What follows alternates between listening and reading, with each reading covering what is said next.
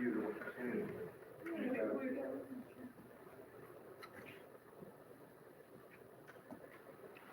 Well, I have a little paper. Yeah. So Jim, you don't mind if I capture you guys, do you? Okay, cool. You get 2 books too, by the way. Up two? Yeah, I got a new one coming out. Oh, excellent. With it, so, I'll get those. Thanks. Oh, That's you, right? Oh, Wait, yeah, that's or how's you? yeah, that's it. Who is this? That's you.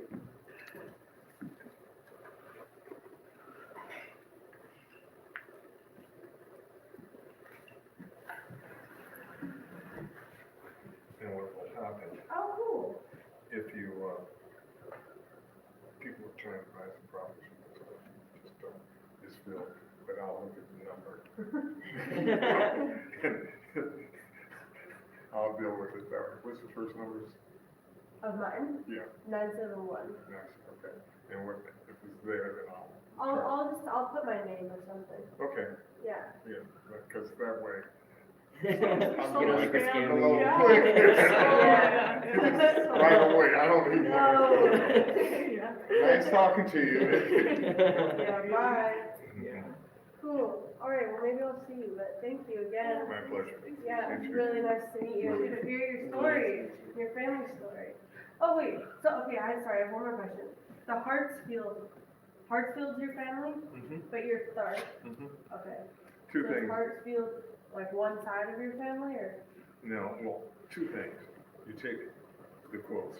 Mhm. My mother, in one of her letters to me, she mentions all the families. Remember I told you that particular quote is made of all the families in the plantation? So what happened was, what was your question? Like, is Hartsfield Oh, where so in your what happened family? was, Yeah, is that with my family, obviously married other yeah, slaves, and the Hartsfields probably came out of the Atlanta Hartsfield. He was a huge slave owner, okay? And that's how that came about. And we married in that portion. It just carried the father down. got it. Mhm. Oh, but and another thing too, when you talk about different families, like in my family, one of my close relatives who I was visiting earlier this year, we took a trip back to Tennessee and with the newspaper, and we just traveled all through and looked at the slave quarters and that kind of thing. But one of the things about it was that the families, there were like 4 or 5 different families, so you were marrying, it appeared like you were marrying one of your cousins or something, but because it was all, because they were all in one plantation, you know, it wasn't the fact that I'm your cousin by blood, it's the fact that we lived together, we worked together, and we survived through this. One of the things I did find was just totally fascinating was the fact that in Paris, Tennessee, if you go and see the blacks who worked in town, okay, you go to their cemetery. So you know the blacks worked there, obviously, in town. Their life was somewhat different because typically it wasn't like 15 slaves. It was like 2 or 3 people working in the store, that kind of thing. So what happened was we went to this 200-year-old church, which was built during slavery. So, you know, you go in, you look at it, all the things that happened over time, people being killed, and that's where the blacks congregated and talked about it. And then right next to the church, probably 100, let's say 60 yards, 60 yards wide, 100 feet deep, okay? And then they had this, signs right in between the two, and I say two. There was another cemetery for white people right next to it that wrought iron bars all around it, huge, statues. And all the blacks were the slaves of the whites. So when you came out of the church, you looked at this huge field, and it said, and basically, this is dedicated to the people who were not free that made our city strong. And this huge field with nothing but grass on it. It was mowed, but the fact that the blocks in town were kind of just dropped off in these, holes and next to their master or master's family. Kind of like, Yeah. So in the deep south, which was really interesting, where the farmers got together, made a plot of land for the church, for their slaves. They also the blacks would have their own burial types. Now, they couldn't read or write or make a tombstone, but what they could make or keep these rocks for tombstone. Now, it's 200 years almost after slavery, and I'm in this church, and unfortunately, and probably this is not the only place, here are these rocks that represented slaves that are just sitting there, year in and year out, and we can't get any money to go around it. If I sell these quilts, that's one of the things I want to do. Or they need, there are places like that where, like, these quilts represent black folks who came over on the boat, literally. And for their grave site, they had just these rocks. And we know that what the rocks represent, and they're in the field. They're not downtown. Downtown, you just get dropped off in a hole. In the fields, the blacks took it upon themselves to love and remember and make their own tombstone. And that whole concept of we're not forgetting hits you as to this is what this means. So, when I look at those quilts, and I have to deal with who was making them, why they made them, and after, they made these quilts after slavery was over because they didn't think they were free. And now if you read history, you look at the presidential election of 1880, where 1870, where the two presidents had a tie for running for president, and they took the Southern president to put him over president, and he changed everything in the South. He removed all the Southern Army, the Northern Army, and put back the Southern Army, and it starts all over again. So that's what those quotes mean, that she looked at this and said, I am not free. And I want my children to understand if they have to get out of here, and under these same conditions, because, she had no clue about planes or anything else. It was just, under these same conditions, you will understand if you see this, what it means, how to escape. So that's why we have all these quotes, and I thank God for them. And the other thing that's so important to me is that I would like to get a museum to look at all of the quilts. See, when I started to look at every quilt individually, it didn't get me anywhere. When I looked at the entire scope of the quilts, and then I looked at how she lived, then I had to deal with the stories that my mother told me, those stories that bothered, shall we say, that stuck in her mind. And I had no clue what happened to her as a child, but it was something that she remembered, and she was forced me to remember or understand. What slavery was about was one thing, but all those other consequences of not being with your family, or someone coming in, taking your wife, or having children, all of that comes into play. And so that's my story. Yeah. Wow. When did you take that trip? Early this year, is that other one up here? No, the Seattle Times did their largest story, actually, ever made on the quilts, on period. And what happened, they wanted to see, what's my story, what my story was about. And did it have any validity? And, okay, here it is, you want to see? Yeah. So, it worked out well. I am shocked at Seattle though. Like I said, the quilts have been shown in 19 different countries. Wow.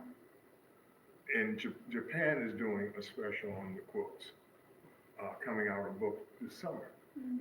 Seattle, how can I say it, has no interest in history. And when I look at it, I go, these quilts have been to every museum in the state, except here. The school kids, you would think, black kids, school principals would say, they need to understand. It's absolutely zero interest.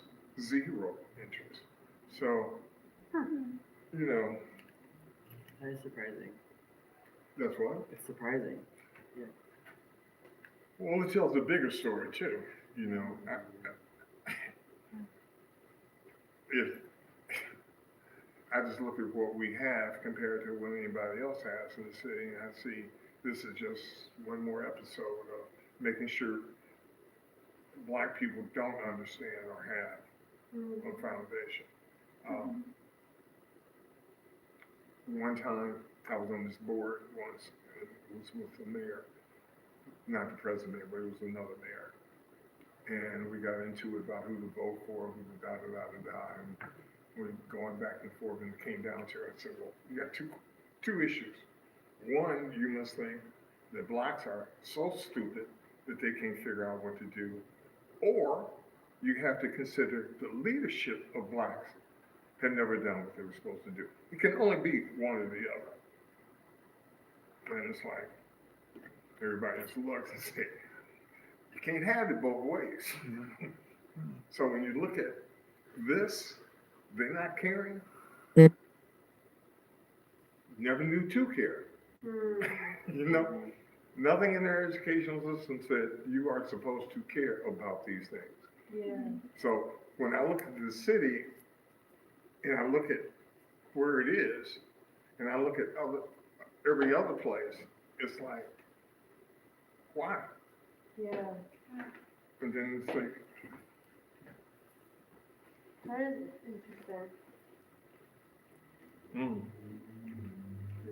Sounds like your mom had a very big influence on you, making sure you cared, understood, and always passing on stories to you. I'm sorry? Sounds like your mom really was very much on passing stories to Oh, you and she ensuring was. that you Both my mother that you and cared. father. about this. Right. Yeah, it's very important. Right. Well, thanks again. It's really nice to meet you. My pleasure. Yeah. And I hope you get it, if you want to come, I'll do the same little show dance. The spiel. 100 stories. Stories. Thank you. Have a good night. You Take too. care. Take care. Okay. Have a good one. Okay. Come on, brother. You mean to tell me that NAM has never had your quilts on display? Who? Northwest African American History Museum, NAM? This motherfucker, excuse me. We're recording, so. Oh, no, I went to them. No, I went to them, man. And they said, well, if we ever get around doing some fabric, I said, no problem. So I'm still streaming. I can edit this, so anyway. Wow. That's amazing to me. That's amazing to me. So, when you see that, and then I tried to go to the airport. Right. Yeah. Same thing. My head is hurting. You Sorry. think about schools, not one. I got a white church that brought me in. Right, right. Nobody else. Now, it's not bugging me because I see the world Right. is seeing it. They're accepting it, but Okay. in your hometown. You know, the thing about Seattle is kind of weird because a lot of people never made it. They were fabulous. Like Jimi Hendrix, right? Born and raised here. He had to go to England before he got discovered. And so, man, I'm thinking, okay. But You know, not I'm thinking Evergreen with Dr. Maxine Mims. Do you guys ever talk about that? Oh yeah, let's see, I didn't do it yes I did. Oh, pardon me. That's okay. I can edit that out. Mims and I were talking about some other things. I never have discussed the quotes with her. Okay, I have never done that. okay. But I have, if it hasn't been for Tony, and you know, when you and I, Yeah. it had not been for those situations, this city would never have seen these quotes. But even now, because we have Dr. Marcia Tatarunga, who's the dean there. She's assistant. I think she'd be interested in having, you know, Where? Who? at Evergreen in Tacoma. Oh, yeah? Yeah. Oh, that would be, Okay. you want to see this thing? I want you to see this. See what? This quote. Yes, what's on? No. This is the quote that will change how people deal with, is it true or is it not, that a message can be passed. Oh, yeah, okay. All Okay? right. That one, my grandmother made for On the me. right? On the right. Yeah, okay. I saw when you Yeah. come and look at the fine detail with the map and everything on there. Yeah. So what she did, I was going away to college, so she made me what an Underground Railroad would represent. Okay. All the pieces Right. of go away, map, Okay. education, go with the SARS. Right. So when you look at it, it just looks like all these squares until you start to analyze Right, it. right. So that was the beauty she did, was to say, okay, I'm going to give you something that represents my history Okay. that you can read. Right, right. See, I mean, the parents are supposed to do that, right? They're supposed to let you know and teach you, and, you know, embed in you. And I mean, so, But I will never, that piece, okay, that is the original Juneteenth quilt. That piece, that's the the one on the right, left. the one in the center. No, left. Oh, on the left. Okay, yeah, you said that the truth or hope, right? Yeah. And that was the Lincoln Hope. Yeah. So we're in the museum, right? Which one? Tennessee. Okay.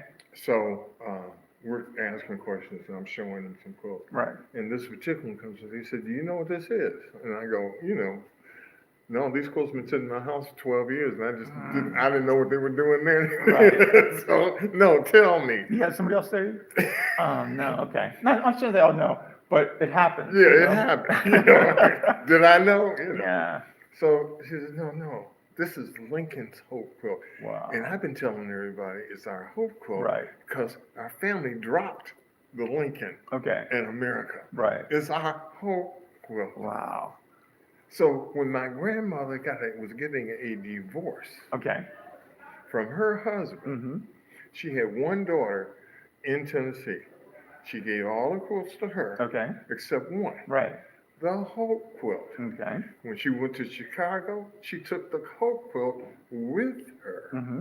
for a new life, Okay. Yeah. which then went to her daughter, Okay. who was keeping it for her.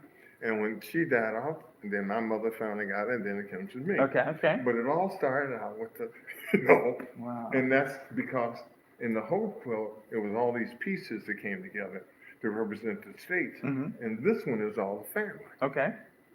So Wow. Now, how many quotes total do you have?